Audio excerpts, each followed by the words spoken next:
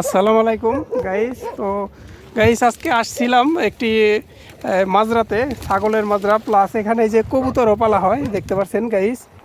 এই যে কবুতর, এই কবুতর কত কবুতর দেখতে পাচ্ছেন এখানে। এই যে ইথিওপিয়ান লোক, একজন ইথিওপিয়ান লোক এখানে থাকে এই যে ঘরটির ভিতরে। আর এই যে ছাগল পালে প্লাস এই কবুতরগুলোও পালে। তো কবুতরগুলা কিভাবে এখানে পালে আপনাদের একটু দেখানোর চেষ্টা করতেছি। এই মরুভূমিতে চারপাশে মরুভূমি, শুধু কিছু কিছু খেজুর গাছ রয়েছে, খেজুর গাছের মাজরা। এবং দেখতে পাচ্ছেন আমার সামনে এদিকটায় পুরোই ফাঁকা পাথর, এবং ওই সাইডটায় রয়েছে বালুর পাহাড়, বালুর মরুভূমি।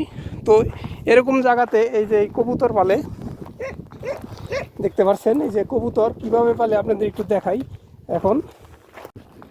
তো দেখতে পাচ্ছেন গাইস, এই যে জালি দিয়ে বেড়া দিয়ে ঘর বানিয়ে এই যে রঙের বালতির ভিতরে দেখতে পাচ্ছেন রঙের বালতি কিভাবে সাজিয়ে এখানে এই যে উপরে কম্বল দিয়েছে সাইড দিয়ে যাতে রোদ না লাগে, কিছু কাঠও দিয়েছে। তো এগুলোর ভিতরেই এই যে কবুতরগুলো দেখতে পাচ্ছেন, আমাকে দেখে উড়ে চলে যাচ্ছে। এই যে কিভাবে রাখে দেখুন, এই যে এগুলোর ভিতরে এই যে কবুতর, এই যে মেন ঘরটা হচ্ছে এটা। এই দেখতে পাচ্ছেন বালতির ভিতরে বাসা বানিয়ে দেখা যাচ্ছে এখানে একটি এবার মুরগিও পাল।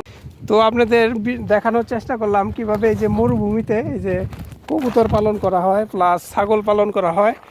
এই সৌদিরা এভাবে এই যে ইথিওপিয়ার লোক বা সুদানি রাখে, তারা এই যে রেখে এগুলোকে পালন করে। সৌদিরা সরাসরি থাকে না এরকম মরুভূমির ভিতরে, এই লোক রাখে। বেশিরভাগ ক্ষেত্রে সুদানি অথবা ইথিওপিয়ার লোক এইসব কাজ করে থাকে। বাঙালি অথবা ইন্ডিয়ান লোক খুব কমই এরকম কাজ করে। তো এগুলো আপনাদের আজকে একটু দেখানোর চেষ্টা করলাম। এই যে কবুতর দেখতে পাচ্ছেন, আর এই যেই ঘরটি দেখতে পাচ্ছেন সামনে, তো এই ঘরটার ভিতরে ইথিওপিয়ান লোকটি থাকে, সেগুলো আপনাদের দেখালাম। তো আশা করি ভিডিওটি আপনাদের কাছে ভালো লেগেছে। সবাই ভালো থাকবেন। আল্লাহ হাফেজ।